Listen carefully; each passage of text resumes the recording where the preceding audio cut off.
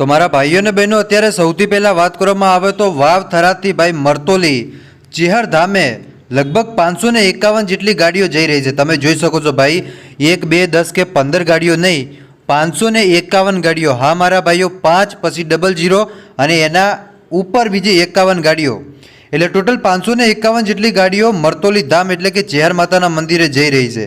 જી હા મિત્રો, વાત કરવામાં આવે તો ચેહર ધામ ગ્રુપ વાવ થરાદ દ્વારા મિત્રો કાંઈક ચેહર માતા એમને આપ્યું છે અને આ ભવ્ય આપણે કહી શકાય કે ભવ્ય રથયાત્રા હતી ને આ રથયાત્રાની અંદર લગભગ 551 જેટલી ગાડીઓ કે જે લગાતાર જઈ રહી હતી છેક મરતોલી સુધી।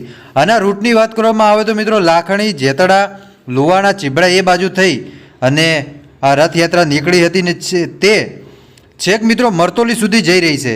ત્યારે મિત્રો વાત કરવામાં આવે તો સૌથી મોટો ચમત્કાર થયો, તો શું ચમત્કાર થયો એના વિશે પણ તમને બધી માહિતી આપવાનો છું, એટલે ખાસ કરી અને વિડીયો તમે અંત સુધી જોતા રહેજો।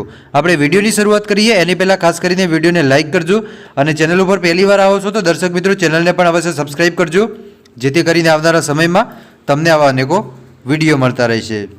હવે અત્યારે વાત કરવામાં આવે તો મિત્રો વાવ થરાદથી મરતોલી ચેહર ધામે લગભગ 551 જેટલી ગાડીઓ જઈ રહી છે, એટલે કે આગળ પાછળ એકલી ગાડીઓ જ નહીં, એની સાથે સાથે ડીજે, ઢોલ, નગારા છેક માતાજીના મંદિર સુધી આ રથયાત્રા બહુ મોટી રથયાત્રા હતી ભાઈ, કેમ કે 551 જેટલી તો ખાલી ગાડીઓ જ તમને કીધી, એના પછી ડીજે અલગ, પછી રથયાત્રા માટે મિત્રો જે ગાડી આવે એ અલગ, એટલે તમે વિચારો કે 551 જેટલી ગાડીઓ જો ત્યાં જઈ શકતી હોય તો શું તમે ઘરે બેઠા ખાલી જય ચેહરમાં ન લખી શકો?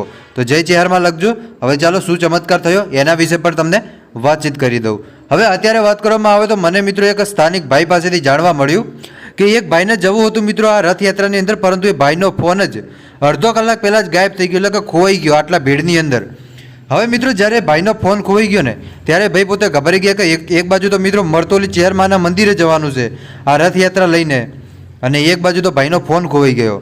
એટલે મિત્રો એ ભાઈએ વિચાર્યું કે હવે શું કરવું, માતાજીને પ્રાર્થના કરી કે મરતોલી તારા ધામે માતાજી હું આવું છું ચેહરમાં અને મારો ફોન ખોવાઈ ગયો, ગમે ત્યાંથી મારો ફોન માતાજી તમે લાવો, ન કે મારું સપનું અધૂરું રહી જશે।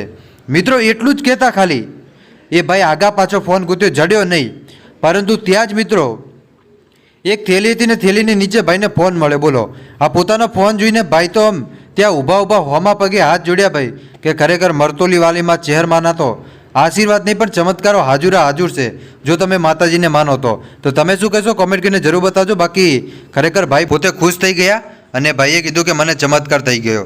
તો ખરેખર આવા ચમત્કારો પણ કળિયુગની અંદર થતા હોય છે। તો જય માં ચેહર, મળીશું આપણે નવા વિડીયોમાં નવા ટોપિક સાથે।